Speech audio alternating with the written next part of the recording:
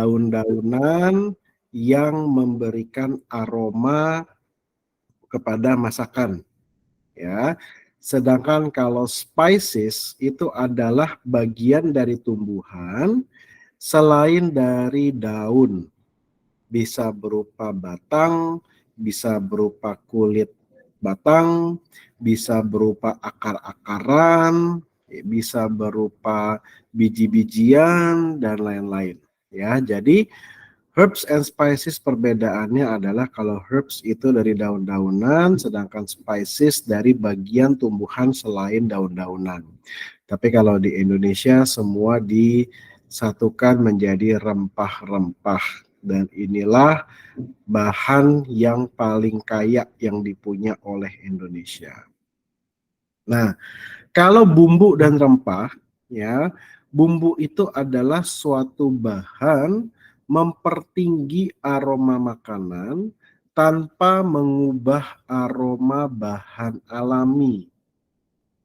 Ya, jadi bumbu-bumbu ini dia adalah mirip seperti rempah-rempah dan dia ini bisa menambah aroma makanan.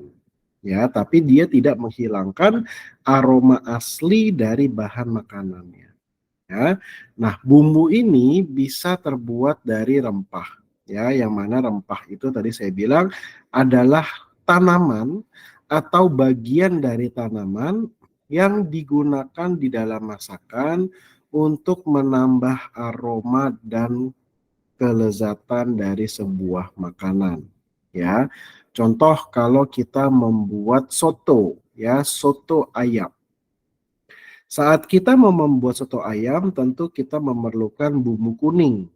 Nah, bumbu kuning itu kita bisa dapatkan dari rempah-rempah. Bayangkan kalau kita membuat soto tanpa bumbu, jadi hanya air dan ayam direbus, tentu rasanya tidak akan terlalu enak. Nah, kalau membuat air merebus ayam dan ditambahkan dengan bumbu-bumbu, maka itu akan meningkatkan kelezatan dari masakan tersebut sehingga kita mengenalnya sebagai soto. Gitu ya. Jadi kegunaan bumbu dan rempah pada sebuah makanan itu pertama adalah memberikan rasa pada makanan. Memberikan tambahan rasa selain rasa asli dari bahan makanan tersebut. Kedua, memberi warna pada masakan, ya. Masakan yang tanpa bumbu biasa warnanya itu akan monoton antara putih atau abu-abu. Tapi dengan adanya penambahan bumbu kepada masakan, warnanya bisa menjadi kuning, menjadi merah, orange, dan lain-lain.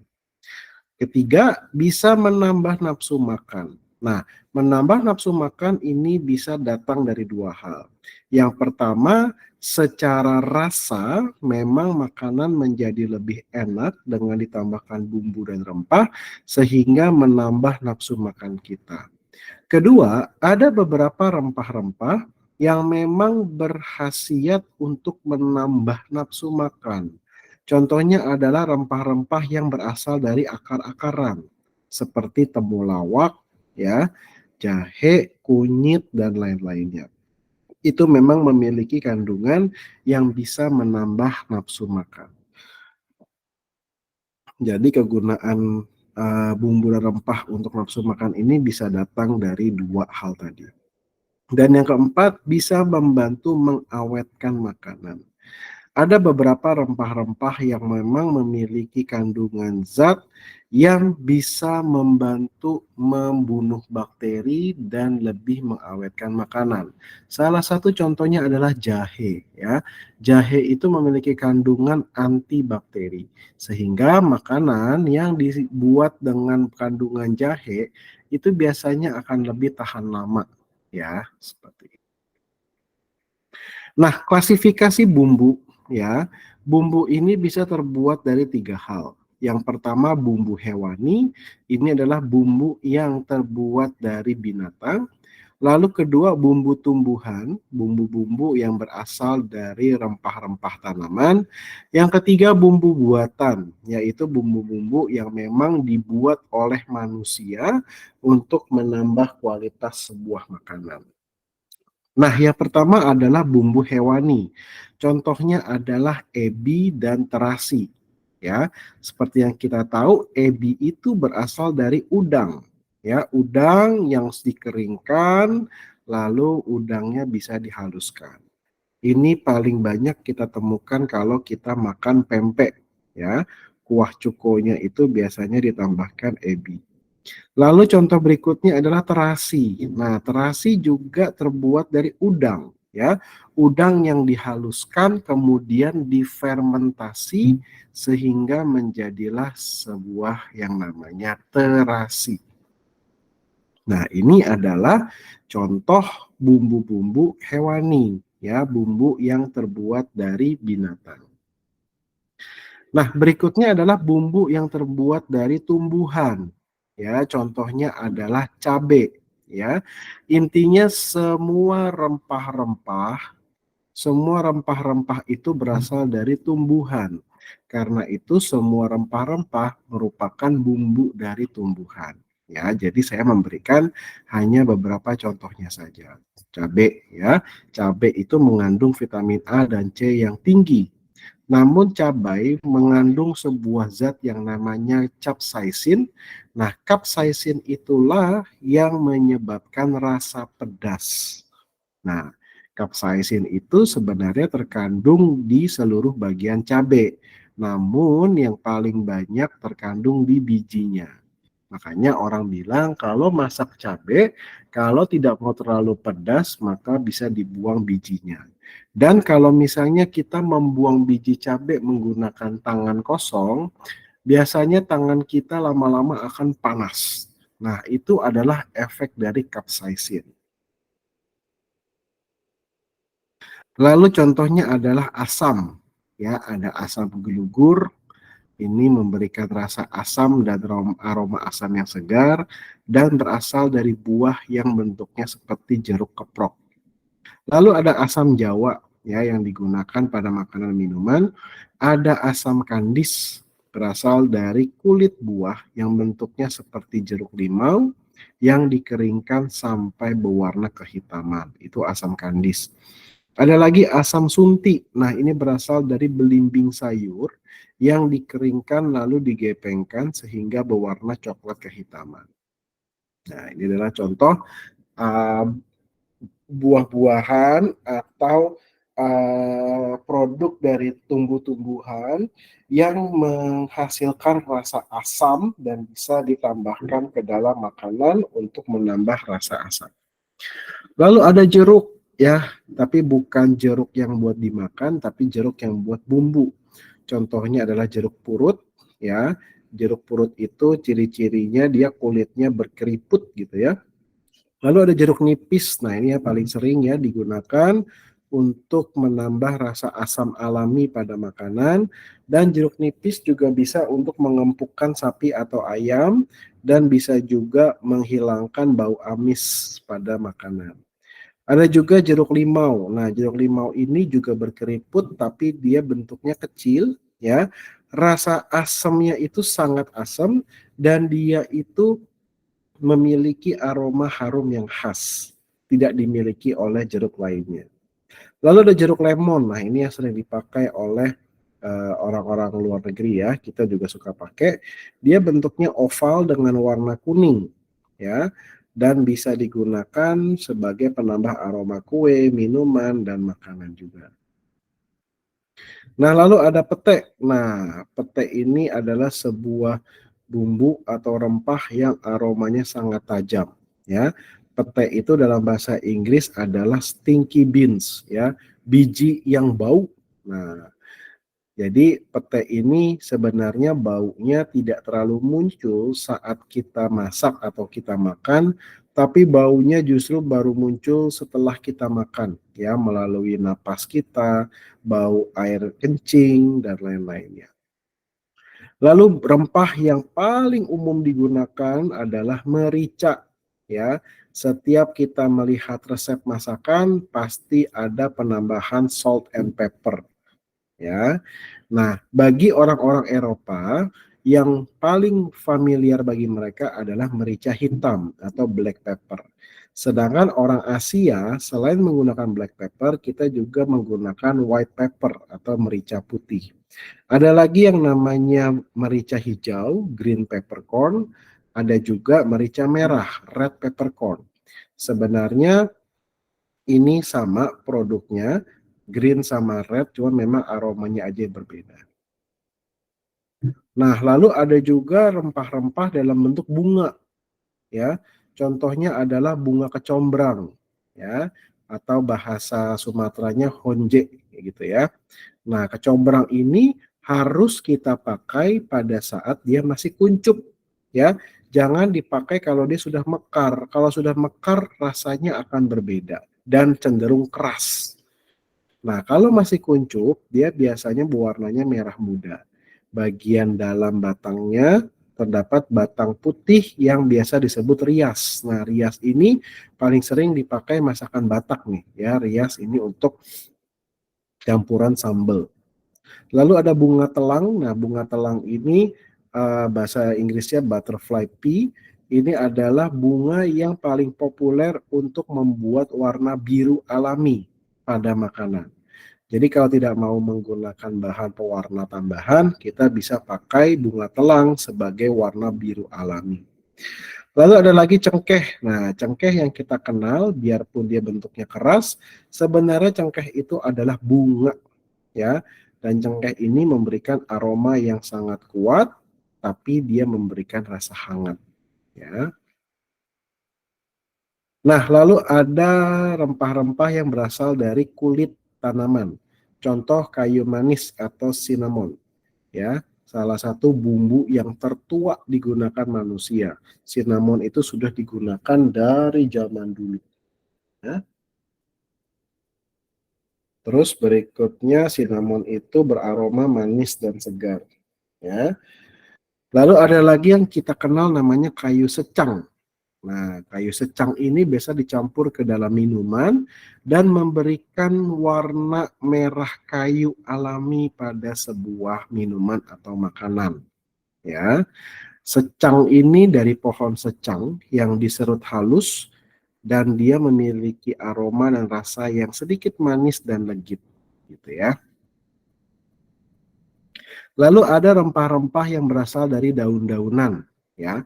Kalau di rempah daun untuk orang Eropa itu seperti oregano, thyme, dill, dan lain-lainnya. Sedangkan kalau Indonesia kita memiliki yang namanya daun pandan. Nah, ini yang paling umum digunakan untuk masak nasi, bikin kue, bikin makanan. Kayaknya hampir semua masakan Indonesia cocok kalau dipakai daun pandan, ya. Nah, ada temannya daun pandan yaitu daun suji. Bentuknya hampir mirip, tapi bedanya kalau daun suji dia kalau di blender dia akan memberikan warna hijau yang lebih cerah. Makanya biasanya kalau ada kue-kue Indonesia warna hijau tidak menggunakan daun pandan tapi pakai daun suji karena memberikan warna hijau yang cerah dan aromanya pun juga enak. Ada lagi daun salam, ya. Daun salam itu memberikan aroma yang khas. Ada daun bawang. Daun bawang juga memberikan rasa dan aroma makanan. Ada daun jambu biji, ya, ini memberikan efek warna merah kecoklatan pada makanan. Dan daun jambu biji juga bagus untuk mengatasi penyakit diare, ya. Ada juga daun jeruk, ya, daun sereh dan macam-macam. Wah, Indonesia pokoknya kaya lah. Oh ya, ini ada lagi. Ada daun kari, ya. Daun kari ini bentuknya seperti daun salam tapi dia kecil. Kalau orang Indonesia beberapa menyebut juga daun salam koja, ya. Ini biasa digunakan pada masakan yang menggunakan saus telur asin atau masakan-masakan yang menggunakan santan, ya. Aromanya itu enak banget. Lalu ada daun ketumbar, ya, atau bahasa Inggrisnya itu coriander atau bahasa Amerika Latinnya cilantro. Nah, ini adalah daun yang Ini daun yang love or hate ya. Bagi orang ada yang suka banget dengan daun ketumbar atau ada yang nggak suka banget sama daun ketumbar. Biasanya jarang ada orang yang tengah-tengah ya atau netral dengan daun ketumbar. Jadi antara dia suka atau tidak suka. Ya, ini adalah love or hate ya. Dia kalau kita tidak biasa masak, kita suka ketukar dia dengan daun seledri ya. Daunnya bagi orang awam dia agak mirip ya, tapi daun ketumbar itu warnanya lebih muda dan aromanya lebih kuat. Sangat bagus untuk makanan berkuah, tumis dan terutama hidangan seafood ya. Lalu ada daun mangkokan. Nah, daun mangkokan nih bagi yang belum tahu ya, ini dia bisa dipakai untuk menghilangkan bau anyir pada ikan, otak sapi dan pokoknya daging-daging yang bau ya, mangkokan. Lalu ada daun mint. Nah, daun mint ini adalah daun yang dia punya bulu-bulu halus dan dia ini aromanya dingin, rasanya dingin. Makanya banyak odol atau pasta gigi yang menggunakan ekstrak daun mint untuk membuat rasa mentol. Ya, atau permen-permen mentol itu sebenarnya mentol itu dari daun mint ya yang diekstrak. Lalu ada daun suji. Nah, tadi sudah saya sampaikan ya, daun suji itu seperti daun pandan, tapi dia memberikan warna hijau yang lebih bagus. Nah, lalu ada rempah-rempah yang berasal dari akar-akaran dan umbi-umbian. Ya, contoh adalah bawang merah. Jadi bawang merah itu sebenarnya bawang merah itu adalah umbi dari tanaman. Apa sih bedanya umbi dan akar? Ya, bedanya kalau kita perhatikan bawang merah itu walaupun dia letaknya di dalam tanah, tapi bawang merah itu merupakan bagian gendut dari batang sebenarnya. Jadi ada batang tanaman bawang merah, tapi batang yang paling bawah itu dia menggendut. Itu namanya umbi. Nah, dari bawang merah, biasanya di bagian bawah bawang merah itu, kalau kita kelamaan nyimpan bawang merah, muncul akar-akar. Nah, itu baru namanya akar. Ya, jadi bawang merah itu umbi. Bawang putih pun juga umbi. Ya, karena bawang putih dia adalah bagian gendut dari batangnya yang nanti bawahnya bisa tumbuh akar lagi. Nah, kalau misalnya seperti kencur, lengkuas itu adalah akar, ya. Jahe, kunyit, ya. Kencur ini biasa digunakan banyaknya di masakan Bali, ya. Kalau kita membuat bumbu basa genep, nah, yang paling menjadi ciri khasnya itu adalah kencur, ya. Lalu ada lengkuas, ya. Lengkuas ya, karena saya sudah tahu ya, memberikan aroma segar pada makanan. Lalu ada sereh. Nah, sereh ini sebenarnya masih bingung antara dia daun atau umbi ya. Karena memang sereh itu yang kita pakai adalah bagian bawahnya ya. Tapi sebenarnya sereh itu adalah daun gitu ya. Jadi ada orang yang masih bingung daun sereh atau batang sereh gitu ya. Lalu ada kunyit. Nah, kunyit ini adalah salah satu superfood ya. Artinya dia secara kandungan gizi luar biasa kaya. Secara warna dia bisa mewarnai makanan dengan warna kuning yang khas ya. Tapi ini paling sebel dia bisa memberikan warna kuning pada alat-alat masak kita juga ya. Pada talenan, pada blender itu warna kuningnya luar biasa kuat ya. Kalau kunyit kena ke baju, nah jangan harap bajunya bisa kembali putih lagi ya kalau kena kunyit gitu. Nah, kunyit juga bisa dipakai untuk obat-obatan ya. Kalau di Bali terkenal dengan yang namanya boreh ya. Nah, boreh itu terbuat dari akar-akaran, umbi-umbian, salah satunya adalah kunyit ya, ditempelkan pada bagian yang sakit atau bagian yang luka dan itu sangat bagus untuk menyembuhkan luka. Ya. Nah, lalu ada bumbu yang berasal dari biji-bijian. Satu contohnya jinten atau bahasa Inggrisnya adalah cumin ya. Jinten itu wanginya khas banget ya dan dia menjadi campuran bumbu di makanan apapun banyak ya. Lalu ada biji wijen. Nah, biji wijen ini juga Pak memiliki aroma yang khas, makanya dari biji wijen bisa menjadi minyak wijen, ya. Dan kita tahu semua minyak wijen itu aromanya khas banget. Jadi biji wijen itu memiliki aroma yang khas. Tapi karena bentuknya yang bagus, biji wijen juga sering dipakai sebagai hiasan. Lalu ada kapulaga atau bahasa Inggrisnya adalah cardamom, ya. Nah, kapulaga ini juga memberikan aroma yang khas pada sebuah makanan dan kapulaga banyak dipakai di masakan-masakan Sumatera, ya, seperti itu. Lalu ada kemiri atau kita kenal dengan candle nut, ya. Kemiri itu berupa biji-bijian atau kacang-kacangan sebenarnya. Ya, kacang itu juga biji sebenarnya sih. Nah, dia berupa kacang-kacangan yang banyak fungsi juga, ya. Minyak dari kemiri itu bisa dipakai untuk melebatkan rambut. Lalu aroma kemiri juga bisa memberikan aroma nati yang khas pada makanan, ya. Lalu yang berikutnya adalah ketumbar atau kalau bahasa Inggrisnya coriander seed, ya. Nah, ketumbar ini merupakan biji dari daun ketumbar, ya, namanya sama ketumbar, coriander seed dan coriander leaf, ya. Jadi mereka satu tanaman. Nah, ketumbar ini bentuknya biji-biji kecil, bentuknya mirip kayak lada, ya, tapi aromanya beda. Nah, ketumbar biasa dipakainya itu harus disangrai dulu, baru aromanya keluar dan bisa dipakai. Lalu ada namanya biji pala. Nah, biji pala itu hati-hati ya. Biji pala itu kalau dia dalam kondisi mentah, biji pala itu mengandung racun, ya. Jadi biji pala pastikan kalau kita pakai biji pala atau nutmeg itu harus dalam bentuk kering, sudah dikeringkan.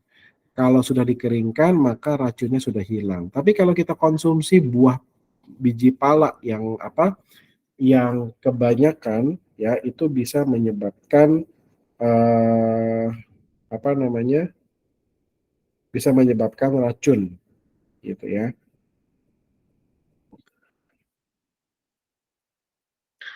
Nah, lalu ada lagi satu lagi yang kita sebut namanya kluwek, ya. Nah, kluwek itu memberikan warna hitam yang khas pada masakan terutama rawon, ya. Jadi kalau kita mau membuat rawon harus menggunakan kluwek, memberikan warna hitam dan memberikan aroma yang khas. Nah, tapi kluwek itu, ya, sebenarnya aslinya biji kluwek itu tidak hitam.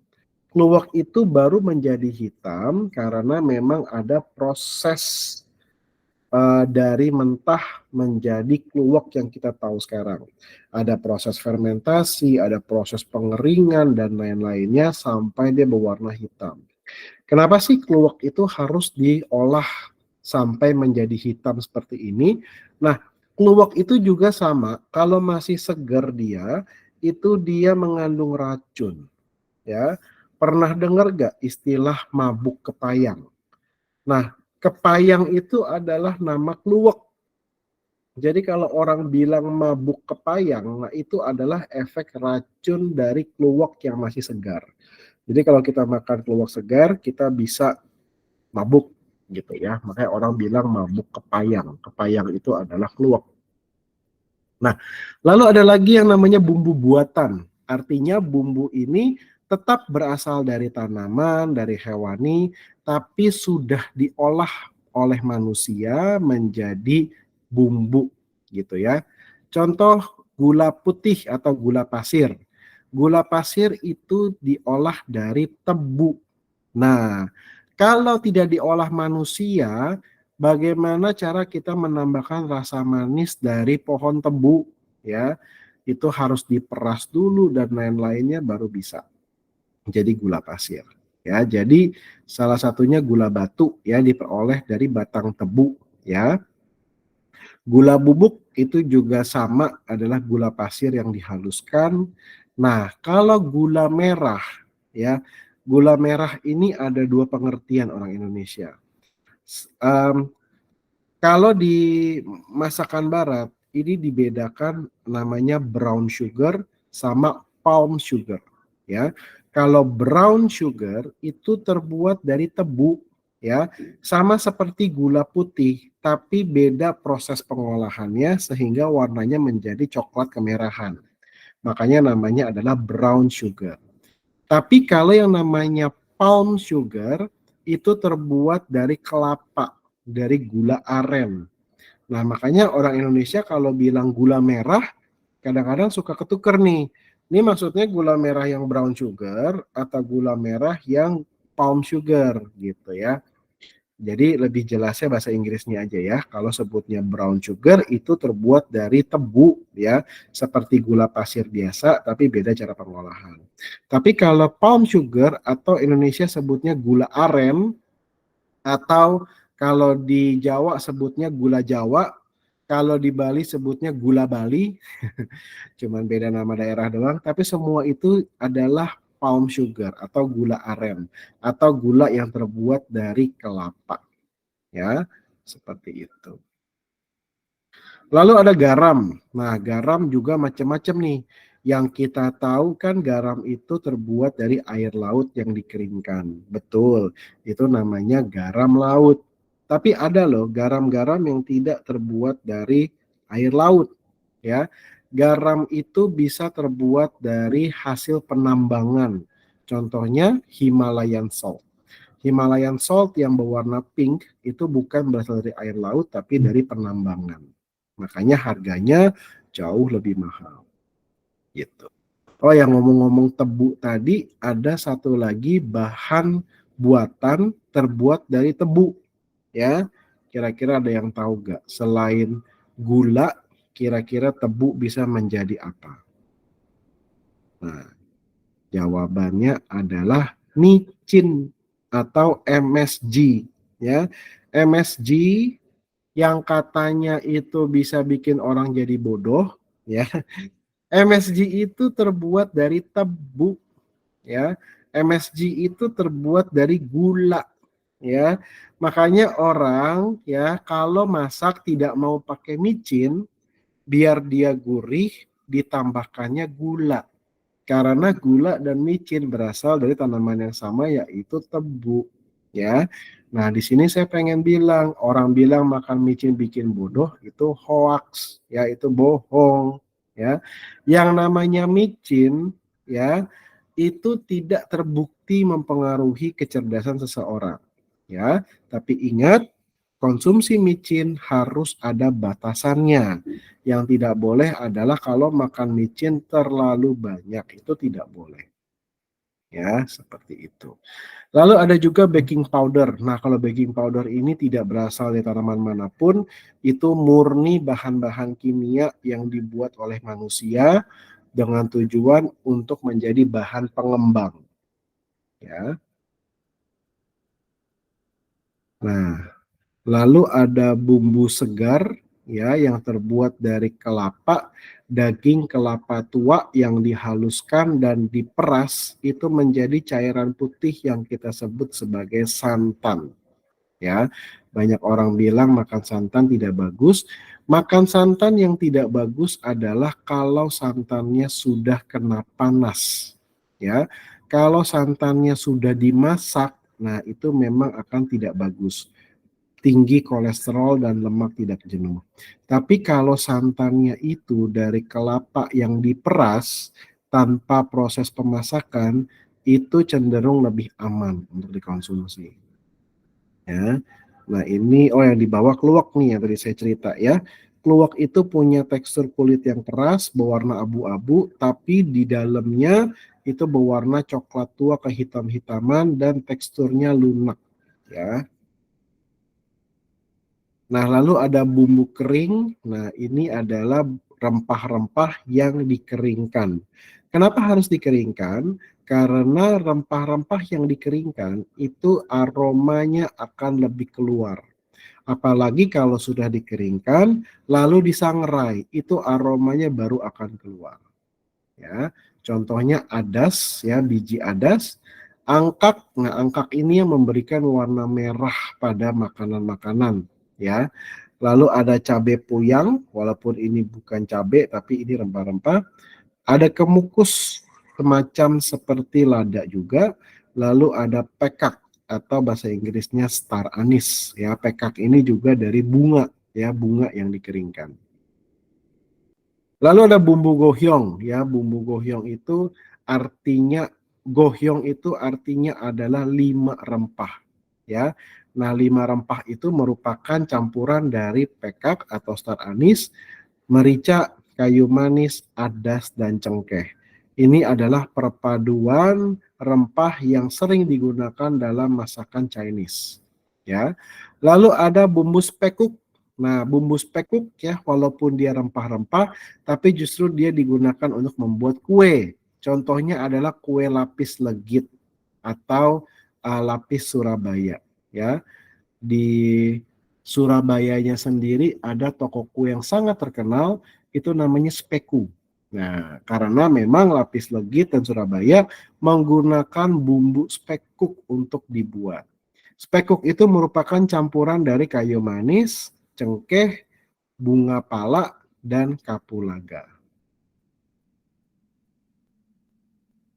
Nah, kalau bumbu buatan itu, ya, ada contohnya aroma buatan. Nah, aroma buatan ini biasanya dipakai kalau kita bikin kue, ya. Jadi kalau kita ke supermarket, lihat di bagian bahan kue, ada aroma-aroma buatan. Contoh aroma vanila, ada aroma pandan, ada aroma kopi, dan aroma macam-macam. Apakah itu terbuat dari bahan alami? Jawabannya tidak, ya. Kalau kita belinya apa penambah aroma, penambah warna, itu adalah dari bahan kimia, ya. Lalu ada cuka. Nah, cuka ini juga buatan manusia untuk menambah rasa asam, ya. Tapi ada juga cuka-cuka yang terbuat dari bahan alami, seperti cuka apel, terbuat dari apel beneran. Lalu ada cuka lemon, terbuat dari lemon beneran. Tapi kalau cuka masak, ya, kalau kita kenal itu mereknya contoh Dixie misalnya, yang warna botolnya putih, itu murni bahan kimia. Tidak ada bahan alami sama sekali. Ya, makanya saya kalau masak jarang menggunakan cuka diksi, ya, karena itu kalau misalnya untuk usaha jualan bolehlah, ya, karena harganya murah dan pakai sedikit aja rasa asamnya udah mantap. Tapi kalau saya masak buat keluarga saya tidak pernah menggunakan cuka diksi. Minimal cuka yang alami dan yang paling murah itu adalah cuka beras atau rice vinegar. Jadi ada kandungan beras aslinya di situ. Ya. Lalu ada pewarna, ya. Tadi pewarna juga sama kayak aroma buatan, ini adalah buatan. Hanya untuk menambah warna pada makanan. Tapi biasanya kalau kita mau mencari bahan alami untuk mewarnai makanan itu juga bisa. Ya, tadi saya bilang kalau misalnya warna biru dari bunga telang, kalau cari warna ungu pakai buah bit, kalau cari warna orange dari wortel, kalau cari warna hijau itu banyak sekali daun-daunan jadi warna hijau, terutama daun suji gitu, ya, macam-macam. Nah, lalu ada contohnya lagi deh, ragi atau yeast, ya. Ragi ini paling sering dipakai untuk membuat roti, ya. Nah, atau kalau kue-kuehan contohnya bika Ambon itu menggunakan ragi. Ragi itu adalah bakteri yang memang buatan manusia. Ragi itu cara kerjanya dia mengkonsumsi gula. Jadi setiap bahan yang menggunakan ragi, kalau kita gunakan kandungan gula semakin tinggi, raginya akan semakin aktif bekerja dan pengembangannya lebih bagus dibandingkan produk-produk makanan yang kita campur ragi tapi tidak mengandung kandungan gula yang cukup. Seperti itu.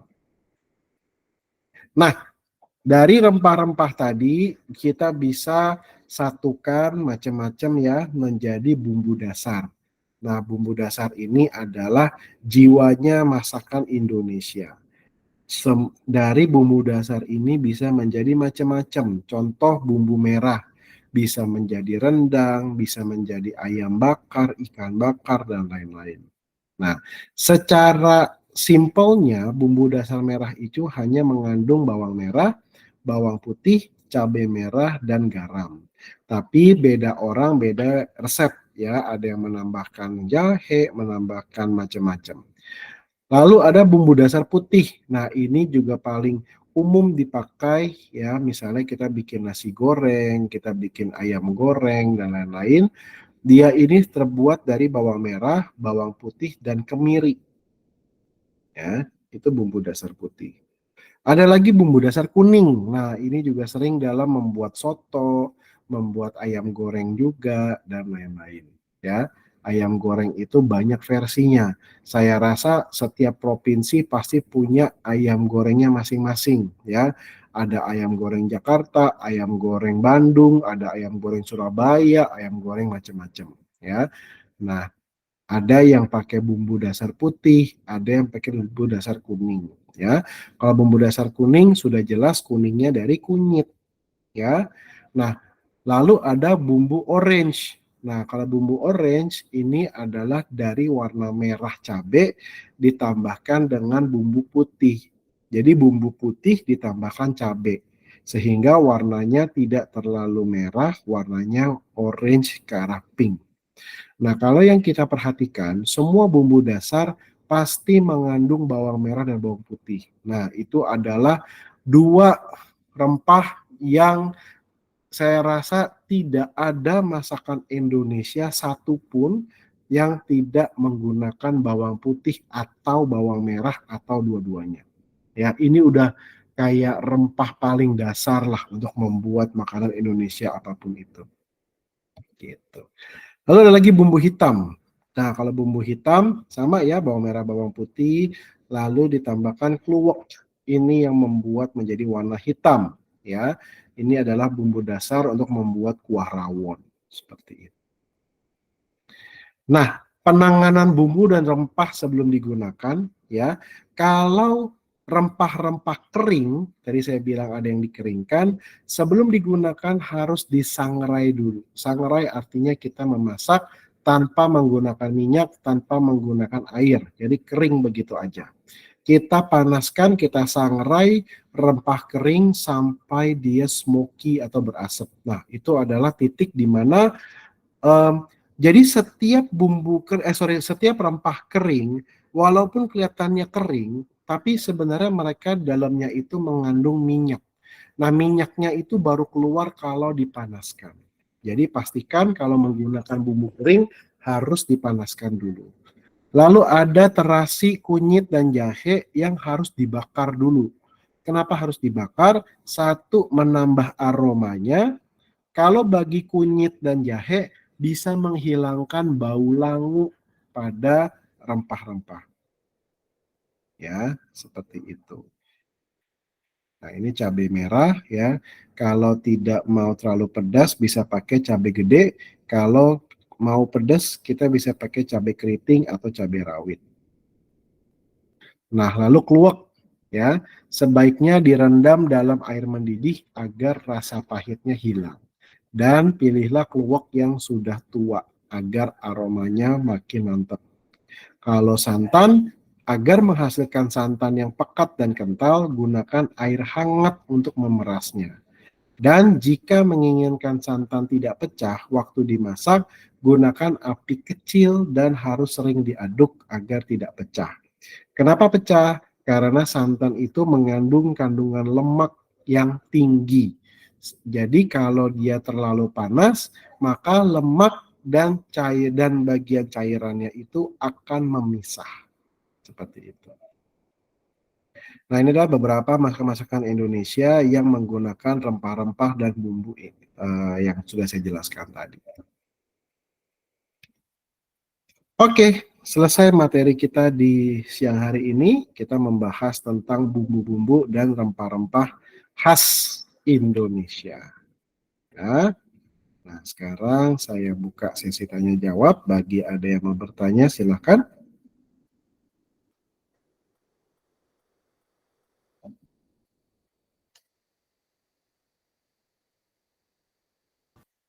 Ya, Pak Khairul Amri, silakan. Halo, selamat siang Pak. Mm-mm. Maaf Pak, agak berisik. Nggak apa-apa. Eh, ini kan kita bagi lembaran khas Indonesia ya Pak ya. Nah, Ya. kenapa ya Pak masakan Western food itu atau yang di Barat itu beda sama kayak kita? Misalnya kita masak daging, apa namanya daging atau ayam tidak terasa ayamnya gitu. Sementara di sana tuh kayak terasa banget ayamnya, dagingnya apa memang sengaja atau gimana ya Pak? Oke, baik. Pertanyaan bagus ya. Jadi gini, itu sebenarnya culture ya atau budaya gitu ya. Jadi bagi orang-orang Eropa ya, orang-orang beberapa bagian Asia lainnya, mereka itu sangat menghargai rasa asli dari bahannya. Kalau mereka sedang makan steak ya, yang mereka ingin rasakan itu adalah rasa dagingnya ya. Kalau kita mau bicara lebih jauh lagi ya tentang rempah-rempah ini, di dalam dunia kuliner ada kita kenal namanya seasoning dan flavoring ya. Seasoning itu adalah usaha kita untuk meningkatkan rasa asli dari sebuah makanan. Contoh ya, kita makan daging, masak daging sapi ya. Kita ingin masak daging sapi, kalau cuman begitu aja kita masak, pastikan rasanya tawar ya. Rasanya tawar sehingga bagi kita tidak bisa menikmati rasa dari daging sapinya karena rasanya tawar. Nah, kita bisa seasoning hanya menambahkan garam saja. Nah, garam fungsinya itu bukan untuk menambah rasa pada makanan, tapi garam itu memberikan sedikit rasa asin agar kita bisa lebih enjoy menikmati daging sapi kita. Itu namanya seasoning. Kalau flavoring, flavoring artinya kita menambahkan rasa baru kepada sebuah bahan makanan. Itu yang dilakukan oleh orang Indonesia.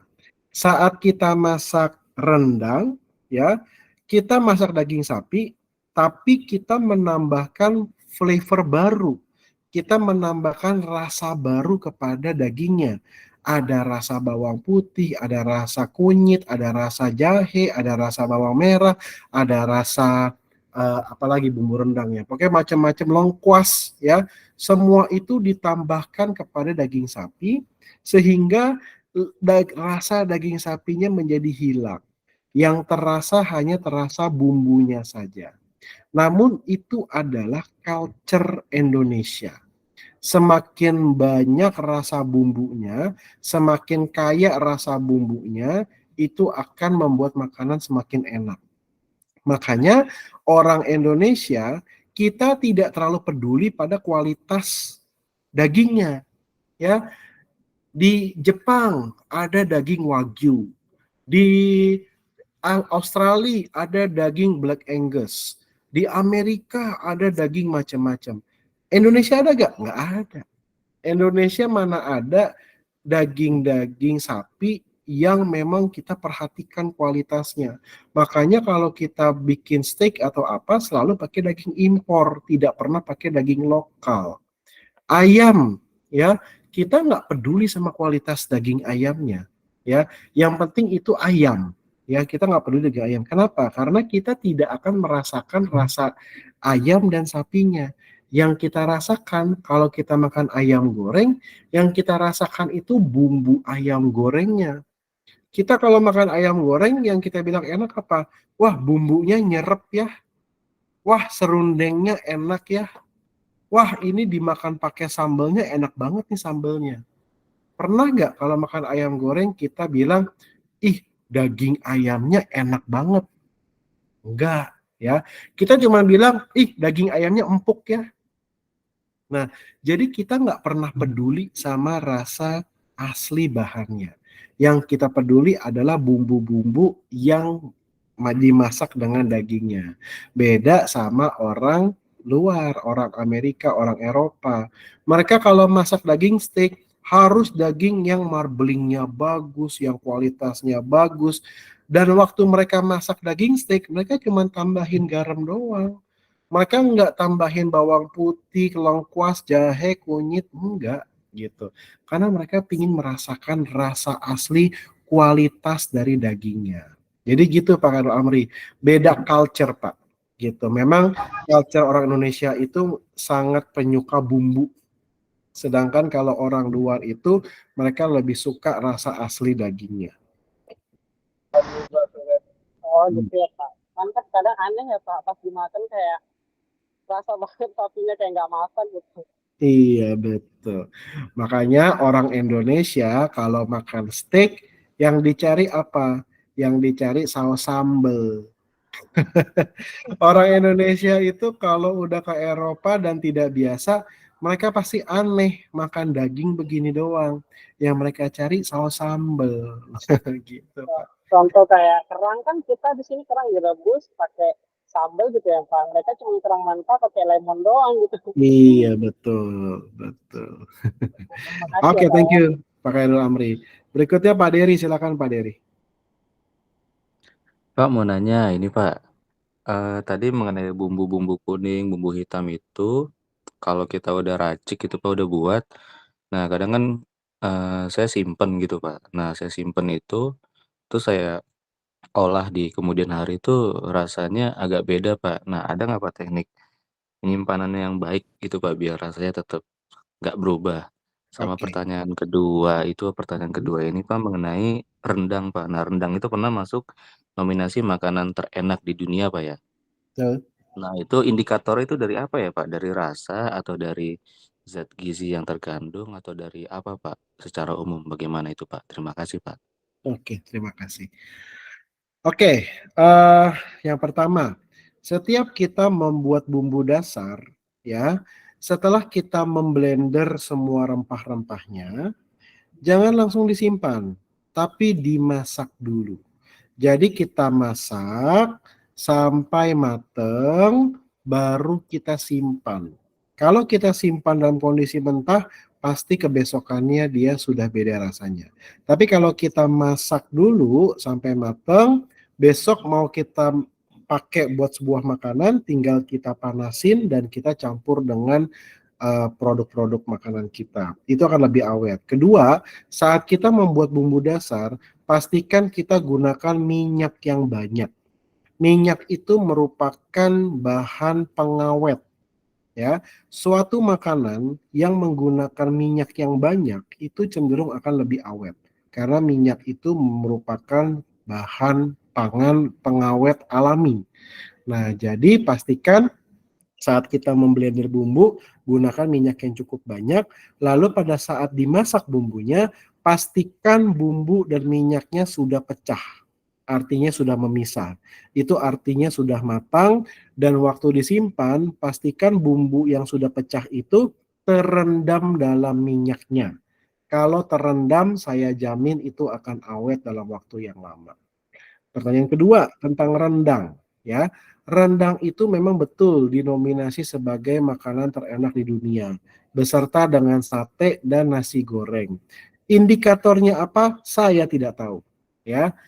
Karena jadi mungkin mereka itu memiliki panelis-panelis yang berasal dari berbagai negara dan mereka disuruh cobain dan mereka tinggal memberikan skor mana yang paling enak menurut mereka. Karena menurut saya enak atau tidak enak itu adalah subjektif. Kita tidak pernah punya standar yang namanya enak itu seperti apa. Ya, Pak Dery mungkin kalau misalnya makan makanan India yang banyak rempahnya, mungkin Pak Dery bisa bilang ini enak banget.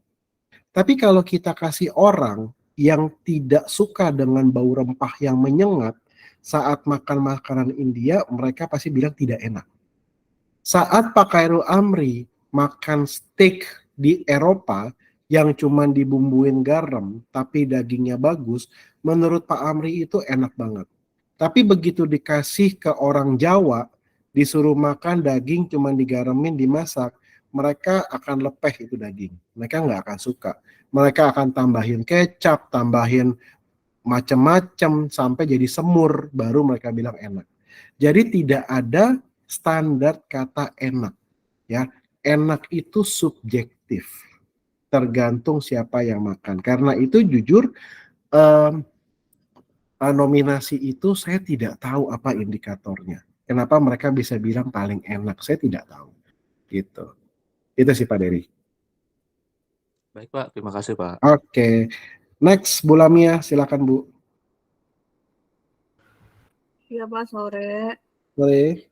Ya, tadi kan kalau Indonesia kan lebih ke flavor gitu ya Pak, nggak mementingkan kita kualitas daging dan lain-lain. Kalau tadi disebutnya misalkan Jepang, Wagyu, dan negara lainnya gitu. Tapi kan sebenarnya di Indonesia kan juga, uh, Bapak setuju nggak kalau misalkan bisa dijadikan bukan ikon ya, mungkin uh, ya contohnya kayak ayam cemani gitu Pak. Ayam cemani kan semuanya serba hitam, terus juga dagingnya lebih empuk, warnanya dan juga uh, aromanya itu lebih harum dari ayam kampung gitu, dan kualitas dagingnya juga bagus, nggak mudah hancur. Selain uh, warnanya yang hitam juga ya Pak. Kalau menurut Bapak itu bagaimana ya Pak? Gitu. Soalnya kan itu juga suatu uh, ayam yang langka banget, dan juga harganya juga tentunya mahal. Gitu. Terima kasih Pak. Ya. Ayam cemani itu memang terkenal karena dagingnya yang hitam dan khasiatnya gitu ya. Cuman jujur saya sendiri belum pernah mendengar orang menggemari ayam cemani karena rasanya. Ya itu saya belum pernah dengar. Saya dengar karena memang itu keunikan, menurut mereka itu unik dan khasiatnya yang tinggi gitu. Sebenarnya itu bisa saja sih kalau pemerintah mau itu dijadikan ayam ikonik Indonesia gitu ya. Cuman kenapa dia mahal? Karena cara perawatannya yang rumit ya. Tidak mudah membesarkan ayam cemani. Ya, perlu ada pendidikan khusus untuk bagaimana merawat ayam cemani. Nah, kalau memang sudah ditemukan metode perawatan ayam cemani yang bagus, mungkin harganya bisa lebih murah. Sama contohnya kayak gini, Bu. Emas, ya. Kita tahu emas itu sangat mahal, ya. Kenapa? Apa sih yang membedakan emas sama tembaga? Apa yang membedakan emas sama stainless steel gitu kan, sama-sama logam. Tapi kenapa cuma emas yang dijadikan logam mulia? Karena kelangkaannya ya. Karena emas itu langka dan susah dicari. Itu yang menjadikan dia mahal. Stainless steel, tembaga itu semua cenderung lebih mudah ditemukan di bumi ini sehingga harganya terlalu mahal. Tapi tahu nggak, ada fakta bahwa di bawah permukaan laut, ya di bawah permukaan laut, itu sebenarnya ada jutaan ton logam berupa emas. Nah, kalau misalnya itu sudah ditemukan dan emas itu menjadi pasaran, artinya emas itu dengan mudahnya dicari, mudah ditemukan, percayalah harga emas tidak akan semahal sekarang. Nah, begitu juga dengan ayam cemani. Kenapa dia mahal? Karena kelangkaannya. Tidak semua orang tahu cara merawatnya. Tapi saat sudah ditemukan metode perawatannya dan semua orang bisa mempelajarinya, ayam cemani tidak akan menjadi ayam yang mahal lagi. Tapi itu tetap bisa menjadi ikon kita sebenarnya. Tapi memang ya pemerintah sampai sekarang belum sih untuk menjadikan ayam cemani itu seperti ikonnya kita gitu. Masih menjadi sesuatu yang langka sehingga harganya tetap akan mahal. Gitu Bu Lamia. Oh gitu ya Pak. Padahal itu benar-benar bisa jadi peluang banget ya Pak. Betul, begitu. Oke, terima kasih Pak. Oke, terima kasih. Berikutnya Pak Marlino, silakan.